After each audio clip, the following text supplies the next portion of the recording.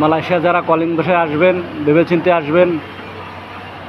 মালয়েশিয়ার কনস্ট্রাকশন বিষয়ে আসলে কিন্তু এরকম সারাদিন রোদের ভিতরে কাজ করা লাগবে, সকাল থেকে সন্ধ্যা পর্যন্ত। আর ওভার টাইম হলে রাত 10টা-12টা পর্যন্ত রডের কাজ করা লাগবে। সুতরাং যারা আসবেন অবশ্যই আগে জেনে বুঝে তারপরে আসবেন, পরে এসে কিন্তু কান্নাকাটি করা লাগবে এখানে।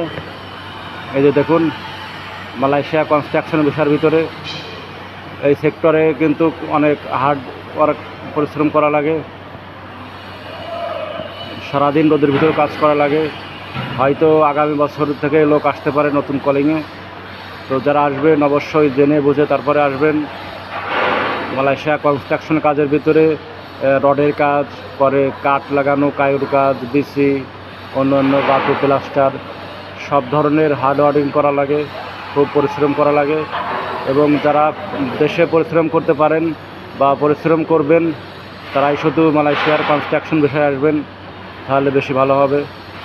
কারণ যারা শখিন, ভালো একটা কাজ করতে পারেন না বা বাংলাদেশে ঘুরে বেড়ায় খাইছেন, হয়তো অনেক পরিশ্রম করতে পারেন না, তাদের অন্য দেশায় ফ্যাক্টরি বা অন্য এসে আসলে ভালো হবে।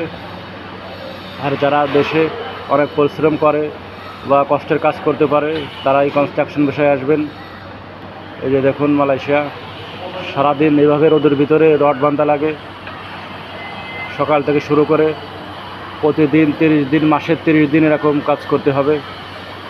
যারা মনে করেন মালয়েশিয়ায় এসে শুধু আরাম করবেন, ঘুরে বেড়াবেন আর এই এসির ভিতরে কাজ করবেন, তারা শুধু কল্পনা করেন, কিন্তু আসলে বাস্তবে ভিন্ন।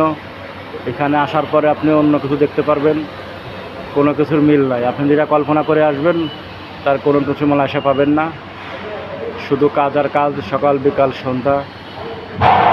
তো যারা আসবেন অবশ্যই ভেবেচিন্তে কী কাজ, কী কোম্পানি হবে, বেতন কেমন, কাজ কেমন, সব কিছু জেনে বুঝে তারপরে আসবেন। কারণ অনেক প্রবাসী আসে, আসার পরে 6 মাস 1 মাস থেকে দেশে চলে যায়। গত কলিংয়ে অনেকে আছে যে যারা দেশে কোনো কাজ করে না, ঘুরে বেড়াইছে, তারা 5-6 লক্ষ টাকা দিয়ে মালয়েশিয়ায় এসে 1 মাস 2 মাস 6 মাস পরে চলে গেছে। কারণ এখানে অনেক কষ্টের কাজ, পরিশ্রমের কাজ অনেক আছে, করতে পারে না। তো যারা আসবেন আসলে ভেবেচিন্তে আসবেন, ভালো দেখে আসবেন।